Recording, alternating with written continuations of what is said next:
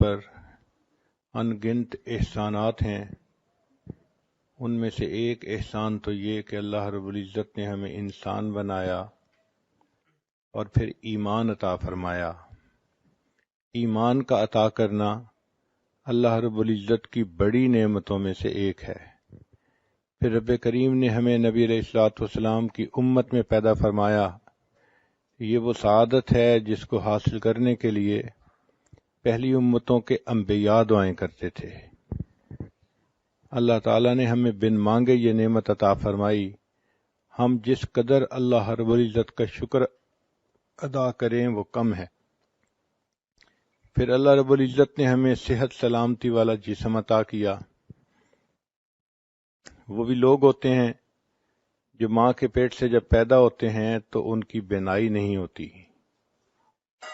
یہ بینائی والی نعمت کتنی قیمتی ہے جو اللہ تعالیٰ نے بن مانگے عطا فرمائی۔ ہمارے ایک حافظ تھے، حفظ مکمل کیا تو وہ ملنے کے لیے آئے، اور جب آئے تو کہنے لگے حضرت آج میں آپ سے ایک دعا کروانے کے لیے آیا ہوں۔ میں نے مسکرا کے کہا کہ حافظ صاحب آپ ماشاءاللہ جوان العمر ہیں، حفظ مکمل ہو گیا، اب آپ چاہتے ہوں گے کہ میری شادی کی دعا کر دیں۔ تو جب میں نے یہ کہا تو حافظ صاحب کی آنکھ سے آنسو آ گئے۔ میں بھی بہت سیریس ہوا۔ میں نے پوچھا حافظ صاحب کیا ہوا؟ کہنے لگے حضرت دعا یہ کروانا چاہتا ہوں کہ جس ہستی کو میں اپنی ماں کہتا ہوں آج تک میں اس کا چہرہ نہیں دیکھ سکا، آپ میرے لیے دعا کر دیں کہ اللہ مجھے ایک مرتبہ بینائی دے دے، میں ماں کا چہرہ تو دیکھ سکوں۔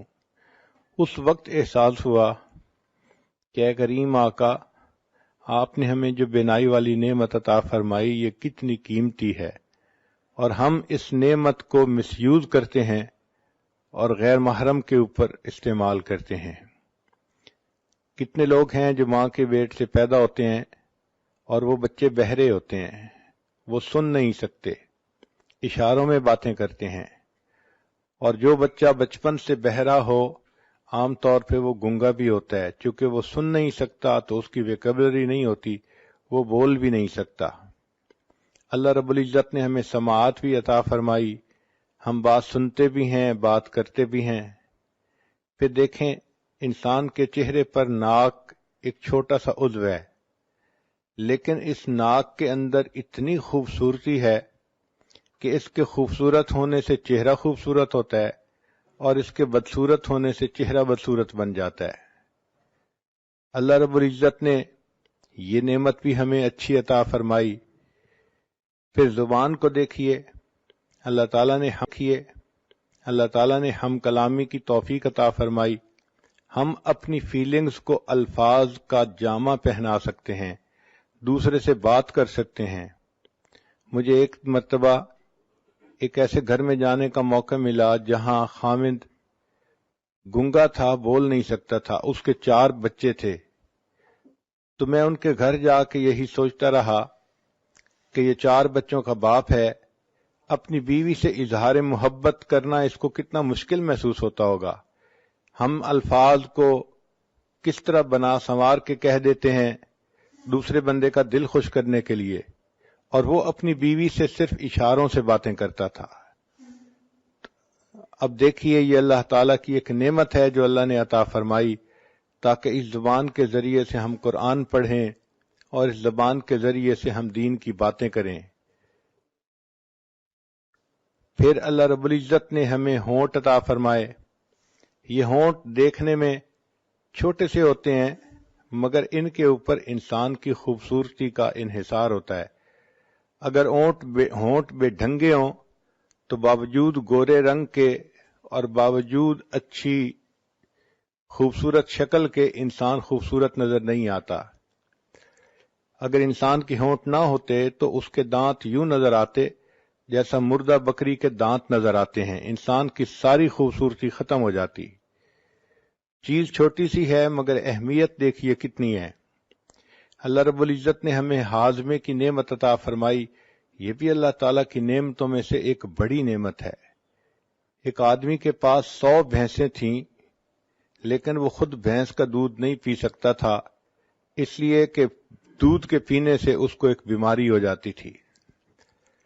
کتنے لوگ ہیں جو لیکوڈ ڈائٹ پہ رہتے ہیں اور سالڈ چیز نہیں کھا سکتے۔ ایک مرتبہ ایک عورت نے مجھے فون کیا، حضرت میرے لیے دعا کریں، میرے معدے میں السر ہے، میں سارے مہمانوں کے لیے اچھے اچھے کھانے بناتی ہوں، مگر پچھلے 7 سال سے میں صرف لیکوڈ پہ گزارا کر رہی ہوں، ایک لقمہ بھی میرے منہ میں نہیں گیا۔ ہمیں اللہ رب العزت نے ہاضمے کی صحیح نعمت عطا فرمائی، ہم اپنی خواہش کے مطابق کھاتے بھی ہیں، پیتے بھی ہیں، ہمیں چاہیے کہ ہم اس پر بھی اللہ رب العزت کا شکر ادا کریں۔ پھر ہاتھوں کی نعمت اللہ نے عطا فرمائی، یہ کتنی بڑی نعمت ہے جس سے کہ ہم دنیا کے سارے کام کرتے ہیں۔ ایک مرتبہ حرم شریف میں میں نے ایک بندے کو دیکھا، اس کے دونوں بازو کندھوں سے کٹے ہوئے تھے، تو وہ آگے ہی صف میں بیٹھا ہوا تھا نماز پڑھنے کے لیے۔ عجیب بات کہ میں یہی سوچتا رہا، یا اللہ اس کے دونوں بازو ہی نہیں ہیں، یہ اپنے کپڑے کیسے پہنتا ہوگا، یہ اگر واش روم جاتا ہوگا تو اپنی طہارت کیسے کرتا ہوگا، اللہ جب یہ سوتا ہوگا تو یہ رات کو اپنی رضائی کمبل کو کیسے سیدھا کرتا ہوگا۔ اس کے دونوں ہاتھ نہیں تھے۔ اس دن ایسی عجیب کیفیت ہوئی کہ میں بہت دیر اس بات پہ روتا رہا کہ اللہ آپ نے ہمیں یہ نعمتیں دیں، کاش کہ ان نعمتوں کو ہم آپ کی تعمیل میں استعمال کر سکتے۔ پھر ایسا بھی ہوتا ہے کہ بعض لوگوں کے پاؤں نہیں ہوتے، چنانچہ ایک صاحب کے پاس جوتے نہیں تھے، وہ ظہر کی نماز پڑھ کے جب نکلے تو ننگے پاؤں ان کو دھوپ پہ چلنا پڑا، پاؤں جل رہے تھے، اور وہ اپنے دل میں یہ شکوہ کر رہے تھے کہ یا اللہ میں تو تیری نماز پڑھنے کے لیے مسجد میں آیا اور آپ نے مجھے جوتے بھی نہ دیے۔ ابھی ان کے دل میں یہ شکوے کی کیفیت تھی کہ انہوں نے دیکھا ایک نوجوان آ رہا ہے اور اس کے پاؤں ٹھیک نہیں ہیں، وہ بیساکھیوں کے بل چل کے آ رہا ہے، تو ان کے دل پہ چوٹ پڑی اور انہوں نے یہ دعا مانگی کہ یا اللہ میں تو جوتے کی وجہ سے رو رہا تھا اور یہ شخص تو اپنی ٹانگوں سے ہی محروم ہے، کم از کم آپ نے مجھے ٹانگیں تو دیں۔ تو ہم اس چیز کا احساس نہیں کرتے اللہ نے ہمیں کتنی نعمتوں سے نوازا ہے۔ چنانچہ ایک شاکر انسان کو چاہیے کہ اللہ رب العزت کی ان تمام نعمتوں کا شکر ادا کرے، ان اعضاء کو اللہ تعالیٰ کی فرما برداری میں استعمال کرے، شریعت کے مطابق اپنی زندگی بنائے۔ اللہ تعالیٰ عورت سے چاہتے ہیں کہ یہ اپنے فرض ادا کرے، اپنے خاوند کو خوش رکھے، بچوں کی تربیت کرے، اور یہ اللہ تعالیٰ کی شکر گزار بندی بنے، اپنی عزت و ناموس کی حفاظت کرے۔ رب کریم نے فرشتوں کو پیدا کیا، ان کو عقل تو دی مگر شہوت نہیں دی۔ اللہ تعالیٰ نے جانوروں کو پیدا کیا، ان کو شہوت دی مگر عقل نہیں دی۔ انسان کو اللہ نے پیدا کیا، اس کو شہوت بھی دی، عقل بھی دی، مگر کام یہ دیا کہ تم اپنی عقل کی وجہ سے اپنی شہوت کو کنٹرول میں رکھو۔ چنانچہ ہر انسان کو اور ہر جاندار کو اللہ تعالیٰ نے حفاظت کے لیے کچھ نہ کچھ عطا کیا ہے۔ ایک تو اللہ نے انسان کی حفاظت کے لیے فرشتوں کو متعین کیا۔ حدیث پاک میں آتا ہے اگر فرشتے انسان کی حفاظت نہ کرتے تو جن انسان کو دنیا میں زندہ ہی نہ رہنے دیتے۔ یہ اللہ کا فضل ہے کہ فرشتے انسان کی حفاظت کرتے ہیں اور اسے جنوں سے بچاتے ہیں۔ پھر اللہ رب العزت نے اپنی حفاظت کے لیے ہر چیز کو کچھ نہ کچھ عطا کیا۔ مثلا شہد کی مکھی کو ڈنک دیا، جو آدمی بھی شہد کے چھتے میں سے شہد نکالنا چاہے تو مکھی اس پر حملہ کرتی ہے۔ بچھو کو بھی ڈنک عطا کیا۔ اللہ تعالیٰ نے سانپ کو اپنے بچاؤ کے لیے زہر دیا۔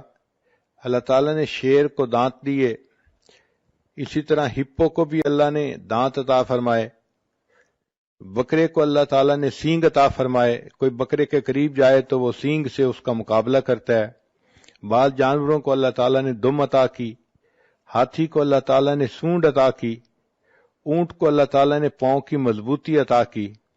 چنانچہ ہم نے ایک ڈاکومنٹری میں دیکھا کہ ایک جراف تھا، اس کے اوپر شیر حملہ کرنے کے لیے بھاگا تو اس جراف نے اپنی پچھلی دونوں ٹانگوں سے اس زور سے لات ماری کہ شیر کی کھوپڑی ٹوٹ گئی۔ تو اللہ تعالیٰ نے اپنی حفاظت کے لیے ہر چیز کو کچھ نہ کچھ دیا ہے۔ اسی طرح گدھے کے قریب جائیں تو وہ بھی لات مارتا ہے اپنی حفاظت کی خاطر۔ کسی کو اللہ تعالیٰ نے کانٹے عطا کیے، چنانچہ ایک جانور ہے جس کے جسم پر لمبے لمبے کانٹے ہوتے ہیں، اس کو کوئی بھی نقصان دینے والی چیز آئے تو وہ کانٹے اس طرح پھیلا لیتا ہے کہ کوئی اس کو نقصان پہنچا ہی نہیں سکتا۔ کچھوے کو اللہ تعالیٰ نے ایک ہڈی عطا کی جو اس کے پورے جسم کے اوپر ہوتی ہے، جب وہ خطرہ محسوس کرتا ہے تو اس ہڈی کے نیچے چھپ جاتا ہے۔ اللہ تعالیٰ نے مچھلی کو سیلانیت عطا فرمائی، چنانچہ مجھے آج بھی یاد ہے کہ 5ویں کلاس کا طالب علم تھا تو میرے بھائی مجھے ایک مرتبہ دریا پر لے گئے، وہاں لوگ مچھلی پکڑ رہے تھے تو میرا بھی جی چاہا کہ میں مچھلی پکڑوں، چنانچہ ایک صاحب نے مچھلی پکڑی، کافی مناسب بڑی تھی، تو اس نے کہا کہ اچھا تم اسے پکڑ لو۔ جب میں نے اسے ہاتھ میں پکڑا تو مچھلی ہلی اور پانی میں چلی گئی، مجھے پتہ بھی نہیں چلا، پتہ چلا کہ وہ اتنی سلیپری تھی کہ اس کو پکڑنے کے لیے ذرا ٹیکنیک چاہیے تھی، اور مجھے چونکہ پتہ نہیں تھا میں نے اسے نرمی سے پکڑا تو وہ ہاتھ سے نکل گئی۔ مچھلی کی طرح ہاتھ سے نکل جانا یہ ایک ضرب المثل بن گئی ہے۔ اسی طرح ایک مچھلی ایسی بھی ہے کہ جو اپنی حفاظت کے لیے بجلی کا جھٹکا مارتی ہے۔ ہم نے ایک ایکویریم میں دیکھا امریکہ میں کہ ایک ایسی مچھلی تھی کہ جب وہ ہلتی تھی تو 440 وولٹ کا کرنٹ پیدا ہوتا تھا۔ انہوں نے ایک بلب لگایا ہوا تھا تو وہ بلب جلتا تھا اور پتہ چلتا تھا کہ اس مچھلی کے ہلنے سے برق کی رو پیدا ہو رہی ہے۔ ایک مچھلی کو اللہ تعالیٰ نے ڈنک والی دم عطا فرمائی، چنانچہ جو اس کے قریب آتا ہے اس کو وہ ڈنک لگاتی ہے اور بندہ مر جاتا ہے۔ اللہ تعالیٰ نے چوہے کو دن میں اور رات میں دیکھنے کے لیے نظر عطا فرمائی تاکہ یہ بلی سے ہر وقت بچ سکے۔ چھچھوندر، اس کو اللہ تعالیٰ نے بچنے کے لیے بدبو عطا کی، چنانچہ اس کے اندر بدبو اتنی ہوتی ہے کوئی اس کے قریب رہنا بھی پسوا۔ کہنے لگا جی کہ اس کی وجہ سے میرے ہاتھ گیلے ہو گئے، تو پتہ چلا کہ مینڈک کا یہ ٹرک ہے کہ جو کوئی بندہ اس کو پکڑتا ہے وہ پیشاب کر دیتا ہے اور بندہ اس کو پھر کنفیوز ہو کے چھوڑ دیتا ہے۔ تو ہر کسی کو اللہ نے اپنی حفاظت کے لیے کچھ نہ کچھ عطا کیا۔ عورت کو اللہ نے اپنی حفاظت کے لیے عقل عطا کی، چنانچہ عورت کو چاہیے کہ وہ اپنی عقل کی وجہ سے سوچے اور اپنی جان اور اپنی عزت آبرو کی حفاظت کرے۔ یہ عقل ایک ڈھال ہے جو انسان کی عزت آبرو کو بچا لیتی ہے۔ جو لڑکیاں عقل استعمال نہیں کرتی وہ بڑی جلدی غیر محرم بندوں کے سامنے شکار بن جاتی ہیں اور ان کا وکٹم بن جاتی ہیں۔ اللہ رب العزت نے عورت کو بہت خوبی دی ہے، کوئی مرد اس سے بات کرے اس کو بہت جلدی پتہ چلتا ہے کہ یہ کس اسٹیشن سے بول رہا ہے یا کس نیت سے بات کر رہا ہے۔ یہ سمجھ اور فہم عطا کرنے کا مقصد یہی تھا کہ چونکہ اس نے اپنی عزت و ناموس کی حفاظت کرنی تھی تو اللہ تعالیٰ نے اس کو اس معاملے میں بہت زیادہ فہیم بنایا کہ اس کو پتہ چل جاتا ہے کہ یہ غیر مرد مجھ سے کیا چاہتا ہے، اس لیے فرمایا کہ تم غیر مرد سے بات کرنے کا موقع پیش بھی آ جائے تو تم ذرا روکھے انداز میں بات کرو، آواز میں لوچ پیدا نہ کرو، ڈھیلی سریلی آواز بنا کے بات نہ کرو۔ فَيَطْمَعَ الَّذِي فِي قَلْبِهِ مَرَضٌ، ورنہ طمع کرے گا وہ بندہ جس کے دل کے اندر مرض ہوگی۔ آج کل یونیورسٹیوں کی بچیاں یونیورسٹی میں جاتی ہیں، سروں پہ دوپٹے بھی نہیں ہوتے، خوشبوئیں لگائی ہوتی ہیں اور کپڑے بھی ٹائٹ پہنے ہوتے ہیں، اور وہ یہ سمجھتی ہیں کہ اس طرح ہم دوسروں کو بہت خوبصورت نظر آتی ہیں، اور وہ یہ نہیں سمجھتی کہ اس طرح جو غیر محرم مرد ہیں وہ ہمارے بارے میں کتنی بری سوچ دل میں رکھتے ہیں، اور ہیلے بہانے بنا بنا کے وہ عورتوں کو اپنے دام میں گرفتار کرتے ہیں۔ تو عقل انسان استعمال کرے تو اس کے ذریعے سے اپنی شہوت کو کنٹرول کر سکتا ہے۔ رب کریم نے انسان کو یہ نعمت عطا فرمائی تاکہ اس کی وجہ سے اس کی عزت و آبرو کی حفاظت رہے۔ لہذا اب کوئی مرد گناہ کی دعوت کس طرح سے دے، مسکرا کے دے یا میسیجز لکھے یا باتیں کرے، تو ایسی کسی چیز کی طرف التفات ہی نہیں کرنا چاہیے۔ آرزوئیں خون ہوں یا حسرتیں پامال ہوں، اب تو اس دل کو تیرے قابل بنانا ہے مجھے۔ دعا مانگنی چاہیے کہ اللہ تعالیٰ جان عزت آبرو کی حفاظت کرنے میں مدد فرمائے۔ ایک بات ذہن میں رکھ لیجئے کہ نفسانی خواہشات کو انسان جتنا پورا کرے یہ اتنا اور زیادہ بڑھتی ہیں۔ ان کو ختم کرنے کا ایک ہی طریقہ ہے کہ ان کو نظر انداز کریں اور ان کے ختم ہونے کی اللہ سے دعا مانگیں۔ جب اللہ سے دعا مانگیں گی تو اللہ تعالیٰ بچا لیں گے۔ اسی لیے حضرت یوسف علیہ السلام نے کہا تھا کہ اے پروردگار عالم، اگر آپ مجھے نہیں بچائیں گے تو میں اس گناہ میں گر جاؤں گا۔ تو انسان اللہ سے دعا مانگے۔ عورت کو چاہیے کہ عشاء کے بعد 2 رکعت نفل پڑھ کے روزانہ اللہ سے یہ دعا مانگے، اے اللہ میری عزت و ناموس کی حفاظت رکھنا، مجھے کسی ایسی مشکل میں گرفتار نہ کرنا کہ جہاں میری عزت کو خطرہ ہو۔ ہم اللہ تعالیٰ سے مانگیں گے، اللہ تعالیٰ عطا فرمائیں گے۔ انسان اللہ تعالیٰ سے محبت کرتا ہے، اللہ تعالیٰ اس سے محبت کرتے ہیں۔ ایک بزرگ فرماتے ہیں کہ مجھے 4 چیزوں کو سمجھنے میں غلطی تھی، مگر قرآن پاک میں نے پڑھا تو مجھے پتہ چلا کہ میری غلطی کہاں کہاں پہ ہے۔ مثلا میں یہ سمجھتا تھا کہ میں اللہ سے محبت کرتا ہوں جس کی وجہ سے اللہ مجھ سے محبت کرتے ہیں، لیکن میں نے قرآن پاک میں پڑھا یحبہم ویحبونہ، تو تب مجھے پتہ چلا کہ اللہ تعالیٰ بندے سے پہلے محبت فرماتے ہیں اور اس کے نتیجے کے طور پہ بندے کے دل میں اللہ کی محبت پیدا ہوتی ہے۔ دوسری غلطی یہ تھی کہ میں یہ سوچتا تھا کہ انسان اپنے رب سے پہلے راضی ہوگا تو اس کے بدلے اللہ اس سے راضی ہوں گے۔ قرآن پاک پڑھا تو میری یہ غلطی بھی ختم ہو گئی۔ اللہ تعالیٰ فرماتے ہیں رضی اللہ عنہم ورضوا عنہ، اللہ ان سے راضی ہو گیا، وہ اللہ سے راضی ہو گئے۔ تو پہلے اللہ راضی ہوتا ہے، نتیجہ یہ ہوتا ہے کہ بندہ بھی پھر اپنے رب سے راضی ہو جاتا ہے۔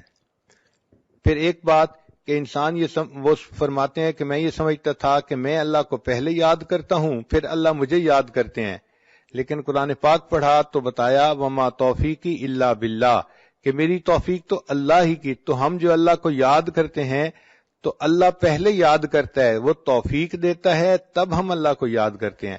اس لیے ایک حدیث پاک میں آتا ہے کہ انسان کو اللہ تعالیٰ دن میں جو نعمتیں عطا فرماتے ہیں اس میں سب سے بہتر توفیق یہ ہوتی ہے کہ انسان کو اللہ اپنی یاد کی توفیق عطا فرما دے۔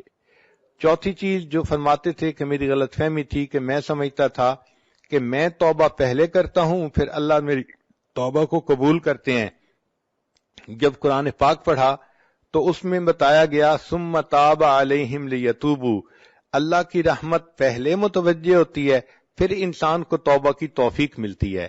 تو یہ ذہن میں رکھیے کہ اللہ کی رحمت کی نظر پہلے ہوتی ہے، اللہ تعالیٰ بندے کو اپنائیت کی نظر سے پہلے دیکھتے ہیں پھر اس کو توبہ کی توفیق ملتی ہے۔ اس اجتماع میں آنے کا بنیادی مقصد یہی ہے کہ ہم زندگی کے پچھلے گناہوں سے سچی پکی توبہ کر لیں اور آئندہ اللہ کی بارگاہ میں فرما بردار بن کر زندگی گزارنے کا ارادہ کریں۔ اللہ تعالیٰ کی طرف سے رحمت کی نظر ہوگی، ہماری طرف سے نیک بن کر رہنے کا ارادہ ہوگا تو یہ محبت کا تعلق جڑ جائے گا۔ دونوں جانب سے اشارے ہو چکے، تم ہمارے ہم تمہارے ہو چکے۔ محبت کہتے ہیں دل کا کسی کے ساتھ اتنا مشغول ہو جانا کہ دوسروں کی طرف انسان کا دھیان ہی نہ رہے، اس کیفیت کو محبت کہتے ہیں۔ کوئی دل میں اتنا سما جاتا ہے کہ اس دل میں کسی دوسرے کے لیے جگہ ہی نہیں رہتی، اور اس کی علامات یہ ہے کہ محبوب کی فرما برداری کرتا ہے اور اس کی بات ماننے میں انسان کو مزہ آتا ہے۔ ان المحب لما یحب مطیع، محب جس سے محبت کرتا ہے اس کا مطیع ہوتا ہے، اور پھر اس کی صفات کو انسان اپنا کر خوش ہوتا ہے۔ بندے کو چاہیے اپنے اللہ سے محبت کرے اور اپنے اندر اللہ تعالیٰ کی صفات کو پیدا کرے۔ چنانچہ حدیث پاک میں فرمایا تخلقوا باخلاق اللہ، تم اللہ تعالیٰ کے اخلاق کو اپناؤ۔ اللہ تعالیٰ پردہ ڈالنے والے ہیں، تم بھی بندوں کے لیے پردہ ڈالنے والے بن کر رہو۔ اللہ تعالیٰ جلدی غلطیوں کو معاف فرما دیتے ہیں، تم بھی دوسروں کی غلطیوں کو جلدی معاف کرو۔ اللہ تعالیٰ رحیم و کریم ہے، تم بھی رحیم و کریم بن کر رہو، دوسروں کے لیے عفو درگزر کا معاملہ کرو۔ اللہ تعالیٰ حلیم ہے، تم بھی اپنے اندر حلم پیدا کرو۔ اور یہ بھی سوچئے کہ ہم اللہ سے محبت بعد میں کرتے ہیں، پہلے اللہ تعالیٰ ہم سے محبت کرتے ہیں۔ حدیث پاک میں ہے، حدیث قدسی یبن آدم انی لک محبن، اے آدم کے بیٹے میں تم سے محبت کرتا ہوں۔ تو اللہ تعالیٰ بندے سے محبت پہلے کرتے ہیں، پھر اس کے بعد بندے کو اللہ سے محبت کی توفیق نصیب ہوتی ہے۔ اللہ تعالیٰ اتنے احسانات کرتے ہیں بندے پر، ہمیں تو ان کا پتہ بھی نہیں چلتا کہ کیسے ہیں، پھر اس کے بعد بندے کو اللہ سے محبت کی توفیق نصیب ہوتی ہے۔ اللہ تعالیٰ اتنے احسانات کرتے ہیں بندے پر، ہمیں تو ان کا پتہ بھی نہیں چلتا کہ کیسے کیسے احسانات ہیں۔ مثال کے طور پہ اللہ تعالیٰ بندے کے رازق ہیں، تو اللہ تعالیٰ وقت کے ساتھ ساتھ بندے کے رزق کے دروازے بڑھاتے چلے جاتے ہیں۔ ایک علمی نکتہ ہے، بچیاں اس پوائنٹ کو نوٹ کریں کہ دیکھیں جب بچہ اس دنیا میں پیدا ہونا ہوتا ہے تو ماں کے پیٹ میں اس کے رزق کا ایک دروازہ ہوتا ہے، وہ ایک تعلق جو ماں کے جسم کے ساتھ بچے کے جسم کا ہے، وہ ایک آنت ہوتی ہے جس کے ذریعے سے خون اس بچے کو مل رہا ہوتا ہے، غذا مل رہی ہوتی ہے، اور بچہ اسی کے ذریعے سے ماں کے پیٹ میں پل رہا ہوتا ہے۔ تو گویا ماں کے پیٹ میں انسان کے لیے رزق کا ایک دروازہ تھا، پھر جب وہ بچہ اس دنیا میں پیدا ہو گیا، اب اللہ تعالیٰ نے دو دروازے بنا دیے، ماں کے سینے میں دو پستان بنا دیے۔ پہلے ایک جگہ سے رزق ملتا تھا، اب دو جگہ سے رزق ملنا شروع ہو گیا اس دنیا میں آنے کے بعد۔ پھر بچہ تھا، ماں کا دودھ پیتا تھا، جب بچہ بڑا ہو گیا اور ماں کے دودھ کے علاوہ اب باقی چیزیں کھانے لگ گیا، اللہ تعالیٰ نے اس کے لیے رزق کے چار دروازے کھول دیے۔ ایک دروازہ لحمیات کا یعنی گوشت کا، ایک اجناس کا یعنی گندم روٹی چاول وغیرہ کا، اور ایک مشروبات کا کہ اللہ تعالیٰ نے انسان کے لیے وہ بھی اور ایک ثمرات کا یعنی پھلوں کا۔ تو یہ چار طرح کا رزق انسان کو جوانی میں ملتا ہے۔ ماں کے پیٹ میں ایک راستہ تھا، جب پیدا ہوا اور بچہ تھا تو سینے سے دو راستے بن گئے، پھر جب بڑا ہوا تو اللہ نے چار راستے بنا دیے، اور اگر یہ نیکی کی زندگی گزار کے اس دنیا سے جائے گا تو جنت کے 8 دروازے کھلیں گے، یعنی 8 راستے رزق کے جنت میں اس کو مل جائیں گے۔ تو دیکھیے وقت کے ساتھ ساتھ اللہ تعالیٰ کس قدر اپنی نعمتیں اس بندے پر بڑھاتے چلے جاتے ہیں۔ بندے کو چاہیے کہ اپنے اللہ کا فرما بردار بن کر زندگی گزارے۔ اللہ تعالیٰ بہت رحیم و کریم ہے، وہ بندے کو اپنی نعمتوں میں خوش دیکھنا چاہتے ہیں، اپنے بندے کو محروم دیکھنا پسند نہیں کرتے۔ امام غزالی رحمۃ اللہ علیہ نے لکھا ہے کہ جب بندہ کوئی گناہ کرتا ہے تو اللہ تعالیٰ کی زمین چیختی ہے اور پکارتی ہے کہ اے اللہ اگر آپ مجھے اجازت دیں تو میں اس بندے کو نگل جاؤں۔ اللہ تعالیٰ فرماتے ہیں اگر تم نے میرے بندے کو پیدا کیا ہے تو تم اس کو پکڑ لو، اور اگر میں نے پیدا کیا ہے تو میرے اور اس بندے کے درمیان دخل مت دو۔ ان اتانی نہارن قبلتہ، اگر یہ بندہ دن میں میرے پاس توبہ کے لیے آئے گا میں اس کو قبول کر لوں گا، وَإِنْ أَتَانِي لَيْلًا قَبِلْتُهُ، اور اگر یہ میرے پاس رات میں آئے گا توبہ کرنے تب بھی میں قبول کر لوں گا۔ لَوَجَدُ اللَّهَ تَوَّابًا رَحِيمًا، یہ اپنے رب کو تواب اور رحیم پائے گا۔ تو اللہ تعالیٰ بندے کو عذاب دینا پسند نہیں فرماتے، صرف اس وقت عذاب دیتے ہیں جب بندہ سرکشی کرتا ہے۔ قرآن مجید میں اللہ تعالیٰ فرماتے ہیں بلا من کسب سیئۃ واحاطت بہ خطیئتہ فاولئک اصحاب النار، جس کسی نے گناہ کیا اور اس کی خطاؤں نے اس کا احاطہ کر لیا۔ اس کا مطلب یہ ہے کہ چھوٹی موٹی غلطی پہ اللہ تعالیٰ بندے کو رسوا نہیں کرتے، جب بندہ غلطیوں میں گھیر جاتا ہے اور 24 گھنٹے وہ غلطیوں ہی کے جو ہے نا اعمال کرتا رہتا ہے، اللہ فرماتے ہیں فَأُولَئِكَ أَصْحَابُ النَّارِ، یہ ہیں آگ میں جلنے والے لوگ۔ چنانچہ ہمیں چاہیے کہ ہم دنیا میں اپنے گناہوں کی اللہ تعالیٰ سے معافی مانگ لیں۔ قیامت کا دن ایسا دن ہوگا کہ جب ماں بھی کوئی ایک نیکی نہیں دے گی۔ ایک حدیث پاک ذرا توجہ کے ساتھ سنیے۔ قیامت کے دن ایک بندہ ہوگا جس کو اللہ کے سامنے پیش کیا جائے گا، اور اس کے نام اعمال میں نیکیاں بھی ہوں گی، گناہ بھی ہوں گے، مگر اس کی ایک نیکی کم ہوگی، ایک گناہ زیادہ ہوگا۔ رب کریم فرمائیں گے اے میرے بندے، اگر تیرے پاس ایک نیکی اور ہوتی تو تیری نیکیاں اور گناہ برابر ہو جاتے، پھر میں اپنی رحمت سے تمہیں جنت بھیج دیتا۔ اب چونکہ تمہاری ایک نیکی کم ہے، لہذا تم ایک نیکی کہیں سے لے کر آؤ۔ وہ بچہ، وہ نوجوان بڑے خوشی خوشی اپنے ماں باپ کی طرف جائے گا، اپنی ماں سے نیکی مانگے گا. ماں کہے گی کہ نہیں، میں نیکی ایک بھی نہیں دے سکتی. وہ بچہ کہے گا کہ دیکھیں میں جہنم میں چلا جاؤں گا، میرے اوپر رحم کھائیے، اور آپ کے پاس تو نیکیاں زیادہ ہیں. ماں کہے گی اگرچہ نیکیاں زیادہ ہیں لیکن میں تمہیں اس وقت ایک نیکی بھی نہیں دے سکتی. پھر وہ بندہ اپنی بیوی سے نیکی مانگے گا، بیوی بھی انکار کر دے گی. پھر اپنے بھائی سے مانگے گا، وہ بھی انکار کر دے گا. یوم یفر المرء من اخیہ و امہ و ابی و صاحبتہ و بنی، بیٹا بھی انکار کر دے گا. جب سب لوگ انکار کر دیں گے تو وہ بڑا ہی مایوس ہوگا کہ اتنے میرے لوڈ ون تھے اور آج ان کے پاس نیکیاں زیادہ بھی ہیں، یہ مجھے ایک نیکی دینے کے لیے تیار نہیں ہے. اتنے میں اس کو ایک بندہ ملے گا، وہ پوچھے گا تم کیوں رو رہے ہو؟ یہ کہے گا ایک نیکی کم ہے، اس وجہ سے میں رو رہا ہوں اور مجھے کوئی نہیں دے رہا. وہ کہے گا اچھا مجھ سے ایک نیکی لے لو. تو جب وہ نیکی دینے کے لیے تیار ہو جائے گا تو قیامت میں اعلان کیا جائے گا کہ ایک بندے نے اس کو ایک نیکی دے دی، جس کی وجہ سے نیکی اور گناہ برابر ہو گئے، اور اللہ نے اپنی رحمت سے اس کے لیے جنت کا فیصلہ کر دیا. جب یہ اعلان ہوگا اللہ تعالیٰ پوچھیں گے اے جبریل یہ کیا معاملہ ہے، کیسا اعلان ہے؟ جبریل علیہ السلام کہیں گے اللہ آپ کے ایک بندے نے اپنی ایک نیکی دوسرے کو دے دی. اللہ تعالیٰ اس نیکی دینے والے کو بلائیں گے اور فرمائیں گے کہ تو کیسا سخی ہے کہ آج کے دن تو نیکی دوسرے کو دے رہا ہے. وہ کہے گا یا اللہ میرے نام اعمال میں ایک ہی نیکی تھی اور کوئی تھا ہی نہیں، اور میں نے تو جہنم جانا ہی تھا، میں نے سوچا میں تو جا ہی رہا ہوں، چلو میری نیکی دینے سے یہ بچ جاتا ہے تو میں اس کو بچا لوں.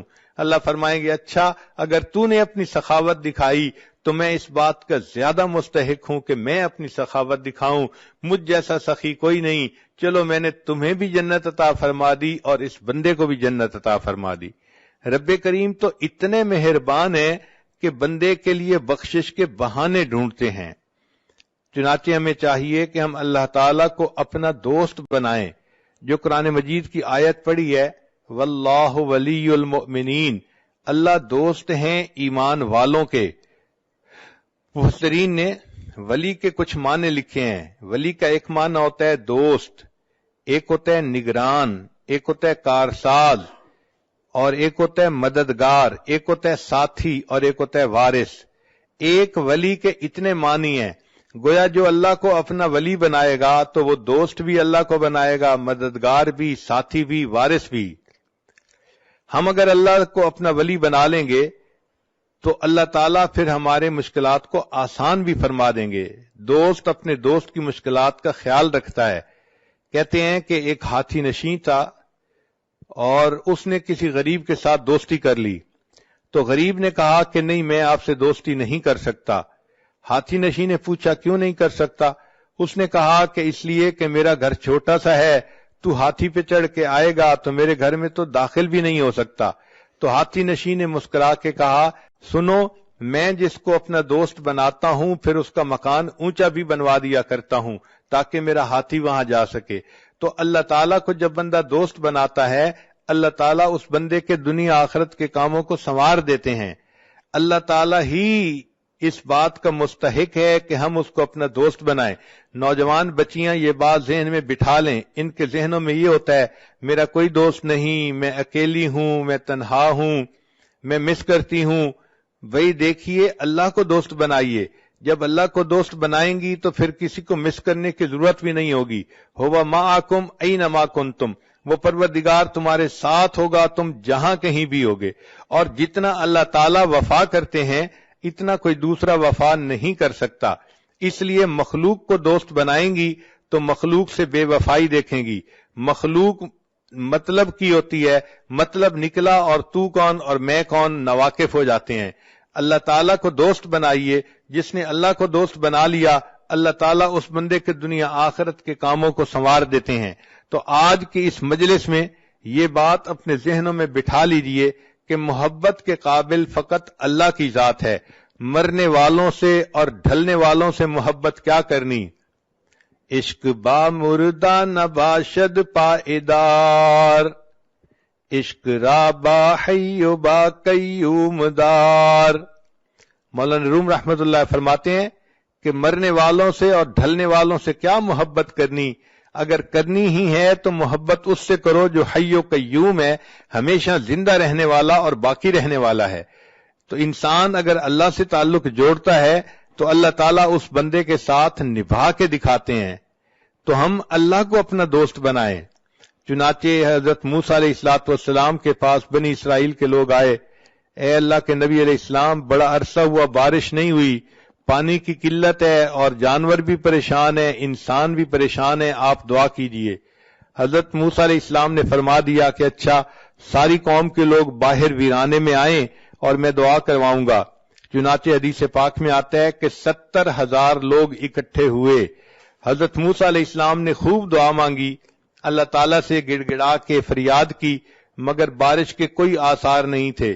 جب کافی دیر دعا کرنے کے بعد بھی بارش نہ ہوئی تو موسیٰ علیہ السلام نے پوچھا، اے اللہ، آپ کا ایک نبی آپ سے اپنی امت کے ساتھ مل کے دعا کر رہا ہے اور آپ کی طرف سے قبولیت کے آثار ظاہر نہیں ہو رہے۔ رب کریم نے فرمایا کہ اس قوم کے اندر ایک بندہ ہے جو 40 سال سے میرے ساتھ لڑائی کر رہا ہے گناہ کے ذریعے سے، یعنی وہ گناہ کر کے میرے ساتھ گویا لڑائی میں لگا ہوا ہے، اور اس کی وجہ سے میں بارش نہیں برسانا چاہتا۔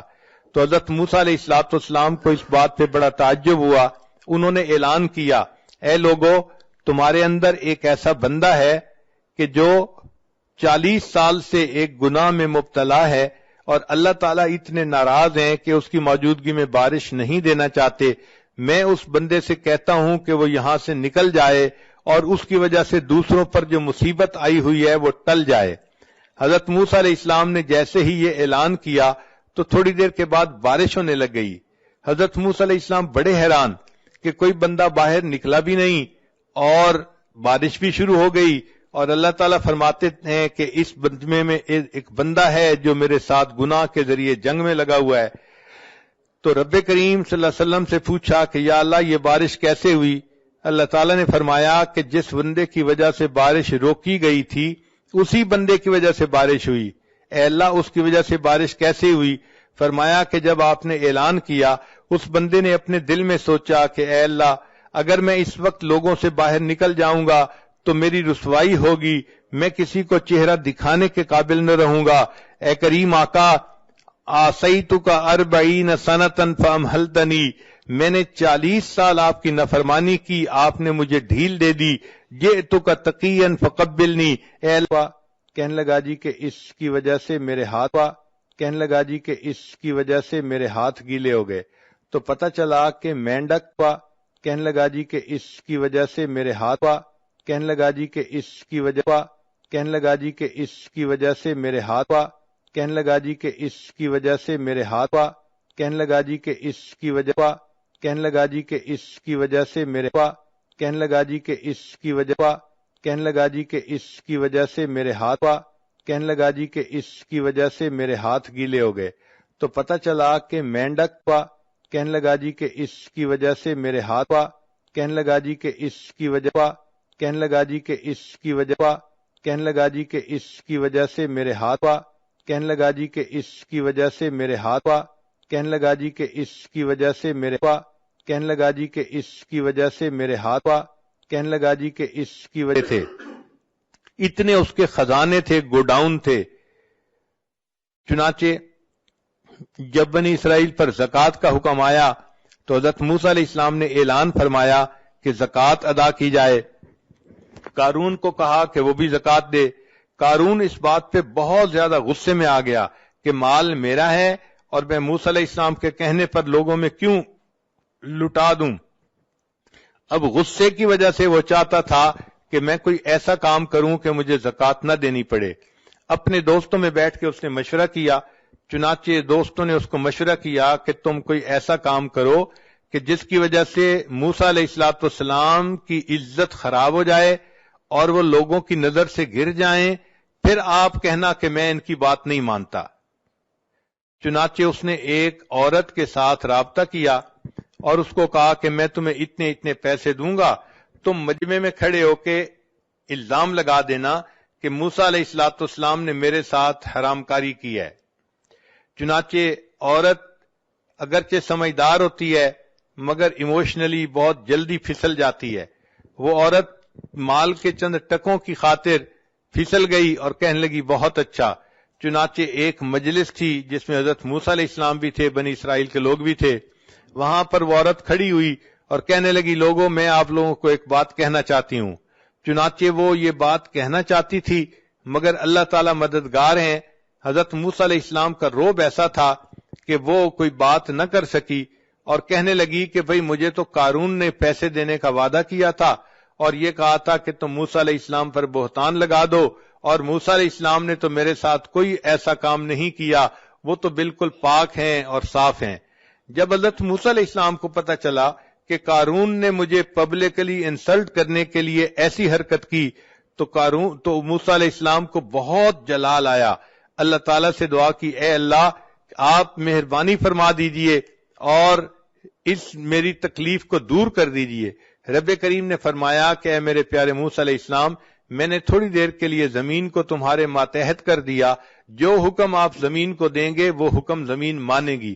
چنانچہ موسیٰ علیہ السلام نے حکم دیا، اے زمین قارون کو نگل جا. قارون تیسرا حصہ زمین کے اندر دھنس گیا. پھر وہ پکارنے لگا، موسیٰ علیہ السلام سے معافیاں مانگنے لگا. موسیٰ علیہ السلام نے دوبارہ زمین کو کہا تو وہ 2/3 زمین کے اندر دھنس گیا. پھر معافیاں مانگنے لگا. حضرت موسیٰ علیہ السلام اتنے جلال میں تھے، تیسری مرتبہ حکم دیا، اے زمین اس کو نگل جا. چنانچہ قارون کو زمین نگل گئی اور قارون زمین میں دھستا چلا جائے گا. چنانچہ جب قارون دھس گیا، اللہ تعالیٰ نے موسیٰ علیہ السلام کی طرف وحی بھیجی، اے میرے پیارے موسیٰ علیہ السلام، جب آپ نے زمین کو حکم دیا اس کو نگل جا، زمین نگل رہی تھی، اس وقت وہ آہ و فریاد کر رہا تھا، معافیاں مانگ رہا تھا، مگر آپ نے اس کی ایک نہ سنی اور اس کو آپ نے پورا کا پورا زمین کے اندر دھسا دیا. اے میرے پیارے موسیٰ علیہ السلام، اگر وہ اس وقت مجھ سے فریاد کرتا تو میں پروردگار اس وقت بھی اس کی اس فریاد کو قبول کر لیتا اور اسے معاف کر دیتا. تو رب کریم تو اتنے مہربان ہے کہ ان کی مہربانی کے بارے میں کوئی بندہ سوچ ہی نہیں سکتا. کتابوں میں لکھا ہے ایک بندہ بت پرست تھا. ایک رات اس کو کوئی کام تھا تو اس نے کہا کہ میں آج رات بت کی عبادت کروں گا اور دعا مانگوں گا. چنانچہ وہ ساری رات یا سنم کہہ کے پکارتا رہا، دعا مانگتا رہا. اس کے اوپر نیند کا غلبہ ہو گیا. اب جب نیند کا غلبہ ہوا تو نیند کے غلبے میں یا سنم کہتے کہتے اس نے زبان سے نکلا یا سمد. سمد اللہ تعالیٰ کا نام ہے. تو جیسے ہی اللہ تعالیٰ کا نام لکھا، اللہ تعالیٰ نے فوراً فرمایا لبیک یا عبدی، اے میرے بندے تم مجھ سے کیا چاہتا ہے؟ فرشتے حیران ہیں، اے اللہ یہ بت پرست ہے، یہ صنم کو پوجنے والا، یہ ساری رات صنم کو جو ہے پکارتا رہا. نیند کے غلبے کی وجہ سے آپ کا نام اس کی زبان سے نکل آیا اور آپ فوراً متوجہ ہوئے، لبیک یا عبدی، میرے بندے بتاؤ تم کیا چاہتے ہو؟ اللہ تعالیٰ نے فرشتوں کو فرمایا کہ فرشتوں، اس بندے نے بت کی پرستش کی، ساری رات بت کو پکارتا رہا اور بت نے کوئی جواب نہ دیا. اگرچہ میرا نام غفلت کی حالت میں اس کے منہ سے نکلا، اگر میں بھی جواب نہ دیتا پھر مجھ میں اور بت میں کیا فرق رہتا؟ تو رب کریم اگر اتنے مہربان ہے کہ ایک بت پرست غفلت کی حالت میں یا سمد کہہ دیتا ہے، اللہ اس کو بھی پکار کا جواب دیتے ہیں، تو اگر وہ عورت جو اللہ سے محبت کرتی ہے، اللہ کی وجہ سے اپنی عزت و آبرو کی حفاظت کرتی ہے، اللہ کے محبوب صلی اللہ علیہ وسلم کی ایک ایک سنت پر محبت سے عمل کرتی ہے، ایسی نیک پاک لڑکی اگر تہجد کے وقت میں اللہ کے سامنے ہاتھ اٹھائے گی اور دعا مانگے گی، اللہ تعالیٰ اس کی دعاؤں کو کیوں نہیں قبول فرمائیں گے؟ اگر فرق ہے تو ہماری طرف سے ہے. عورت کو چاہیے کہ وہ اللہ کو اپنا وکیل بنائے، اللہ کو اپنا نصیر بنائے، اللہ کو اپنا ولی بنائے. حسبنا اللہ و نعم الوکیل، نعم المولا و نعم النصیر. ایک تجربے کی بات یہ ہے کہ عام لڑکیاں اپنے خامند کو خوش کرنے کے لیے جتنے جتن کاٹتی ہیں، ہمارا یہ تجربہ ہے کہ اگر وہ اللہ کو منانے کے لیے اس سے آدھی بھی کوشش کر لیں تو اللہ تعالیٰ ان کو اپنا ولی بنا لے، ان کو اللہ تعالیٰ اپنی مقبول بندیوں میں شامل فرما لے. چنانچہ یک گیر محکم بگیر، ایک کو پکڑو اور مضبوطی سے پکڑو. آج دل میں عورتیں یہ فیصلہ کر لیں کہ ہم نے آج سے اپنے اللہ کو جو ہے اس کے در کو پکڑ لیا، اب ہم نیک بن کر رہیں گی، اللہ کو راضی کریں گی۔ دل و من لئی تیری بن گئی، اے اللہ میں نے دل سے یہ مان لیا کہ میں تیری بن گئی، چونکہ میں نے دنیا کی بے وفائیوں کو دیکھ لیا، دنیا والوں کی بے وفائیوں کو دیکھ لیا، اب میں صرف آپ ہی کی طرف رجوع کرتی ہوں۔ میرے آقا آپ ہی ہیں، میرے مالک، میرے خالق، میرے رازق آپ ہی ہیں، میں آپ ہی سے محبت کرتی ہوں اور اپنی ہر مصیبت میں آپ ہی کو مدد کے لیے پکارتی ہوں۔ جب ایک اللہ سے تعلق جوڑیں گی پھر دیکھنا کہ اللہ تعالیٰ کیسے کیسے اپنے بندوں سے نبھاتے ہیں اور ان کے لیے معاملات کو سیدھا کر دیتے ہیں۔ قرآن مجید میں ایک جگہ تذکرہ ہے کہ فرعون کی بیوی تھی آسیہ بنت مزاحم۔ ایک مرتبہ فرعون کو پتہ چلا کہ یہ موسیٰ علیہ السلام پر ایمان لے آئی تو وہ بہت خفا ہوا اور اس نے اپنی بیوی کو اپنے گھر سے نکال دیا۔ اب بیوی کو گھر سے نکال دینا یہ کوئی چھوٹی سزا نہیں ہوتی، اس عورت کی تو ایک دفعہ زندگی ہی تاریک ہو جاتی ہے۔ تو جب وہ اس کو ذلیل و رسوا کر کے گھر سے نکال رہا تھا تو اس وقت بی بی آسیہ نے اللہ سے یہ دعا مانگی، رب ابن لی عندک بیتا فی الجنہ، اے اللہ یہ فرعون تو مجھے اپنے گھر سے دھکے دے رہا ہے اور نکال رہا ہے اور میں بے گھر ہو رہی ہوں، اے اللہ اب اس کے بدلے تو مجھے جنت میں گھر عطا فرما دینا، رب ابن لی عندک بیتا فی الجنہ۔ تو جب اس نے یہ دعا مانگی اللہ تعالیٰ نے دعا کو بھی قبول کر لیا اور اس کا تذکرہ قرآن مجید میں بھی کر دیا۔ آج بھی عورتیں یہ آیات پڑھتی ہیں قرآن پاک میں کہ ایک بندی نے دعا مانگی تھی، اللہ نے اس کو اس کے بدلے جنت میں گھر کا وعدہ فرما دیا تھا۔ تو دیکھیں اللہ تعالیٰ اپنی بندیوں کی فریادوں کو کیسے سنتے ہیں اور اس کو کیسے پورا کرتے ہیں۔ ایک اور خاتون تھی جو نبی علیہ السلام کی صحابیہ تھی، ان کا نام تھا خولہ بنت ثعلبہ۔ یہ بڑھاپے کی عمر کو پہنچ گئی تھیں اور بڑھاپے کی عمر میں مرد جو ہے وہ بہت غصے میں جلدی آ جاتا ہے اور بات بات پہ غصہ کرتا ہے، حتیٰ کہ ہوا کو بھی گالیاں نکالتا ہے۔ چنانچہ کوئی بات ہوئی تو خاوند نے غصے میں اس کو کہہ دیا کہ تم میرے لیے اس طرح ہے جیسے میری ماں ہوتی ہے۔ اب اس زمانے میں جب کسی کو یہ الفاظ کہہ دیے جاتے تھے تو عورت حرام ہو جاتی تھی اپنے خاوند پر ان الفاظ کے کہنے سے۔ چنانچہ جب اس نے یہ الفاظ کہہ دیے تو خولہ بنت ثعلبہ پریشان ہو گئی کہ میرے خاوند نے تو مجھے طلاق دے دی۔ اس نے سوچا چلو میں جاتی ہوں اور جا کر ہائی کورٹ میں اپیل کرتی ہوں۔ وہ نبی علیہ السلام کی خدمت میں حاضر ہوئی اور عرض کیا کہ اے اللہ کے حبیب صلی اللہ علیہ وسلم میں اپنے خاوند سے محبت کرتی ہوں، خاوند مجھ سے محبت کرتا ہے، پتہ نہیں اس کو کیا ہوا، غصے میں آ کے اس نے مجھے یہ کہہ دیا کہ تو میرے لیے میری ماں کی مانند ہے، تو اب بتائیں کہ کیا میں اس کے لیے حرام ہو چکی ہوں یا نہیں؟ نبی السلام نے فرمایا کہ ہاں، جو اوپر توریت کے احکام آ رہے ہیں ان کے حساب سے تم اس پر حرام ہو چکی ہو۔ وہ چاہتی تھی کہ نبی علیہ السلام اس کو ویو آف کر دیں اور بتا دیں کہ نہیں تم حرام نہیں ہوئی۔ اس نے دوبارہ کہا اے اللہ کے حبیب صلی اللہ علیہ وسلم اب میں بوڑھی ہو گئی ہوں، اگر وہ مجھے طلاق دے گا تو کوئی بندہ مجھ سے شادی کرنا بھی پسند نہیں کرے گا، اور پھر میرے بچے ہیں، میں ان بچوں کو کہاں لے کے جاؤں گی؟ اگر خاوند کے پاس چھوڑوں تو بچے بگڑ جائیں گے، اپنے پاس رکھوں تو میں بچوں کو سپورٹ نہیں کر سکتی۔ اے اللہ کے حبیب صلی اللہ علیہ وسلم میرا کیا بنے گا، میں کیسے زندگی گزاروں گی؟ اس نے جب 2-3 دفعہ انسسٹ کیا تو اللہ کے حبیب صلی اللہ علیہ وسلم نے اسے صاف کہہ دیا کہ اب تم اپنے خاوند کے لیے حرام ہو چکی ہو، اس لیے اب تم اس کے ساتھ دوبارہ نہیں جڑ سکتی۔ جب نبی علیہ السلام نے بھی جواب دے دیا، اس وقت خولہ بنت ثعلبہ نے دل میں سوچا کہ ہائی کورٹ کا فیصلہ بھی میرے خلاف آ گیا ہے، اب مجھے سپریم کورٹ کی طرف رجوع کرنا پڑے گا، لہذا وہیں صحن میں کھڑے کھڑے عائشہ صدیقہ عنہا فرماتی ہیں اس نے اللہ کو پکارنا شروع کر دیا، اے پروردگار میں بوڑھی ہوں، نہ میرے پاس جوانی رہی نہ حسن رہا، کوئی مجھ سے شادی کرنے والا نہیں، اگر اس نے مجھے طلاق دے دی، میرے چھوٹے چھوٹے بچے ہیں، اے اللہ ان بچوں کو کون سپورٹ کرے گا؟ اور اگر وہ بچے میں اس کو دے دوں تو بچے بگڑ جائیں گے، ان کو ماں کی محبت نہیں ملے گی، اے اللہ میں اپنا غم کس کو بیان کروں، تو میری مدد فرما۔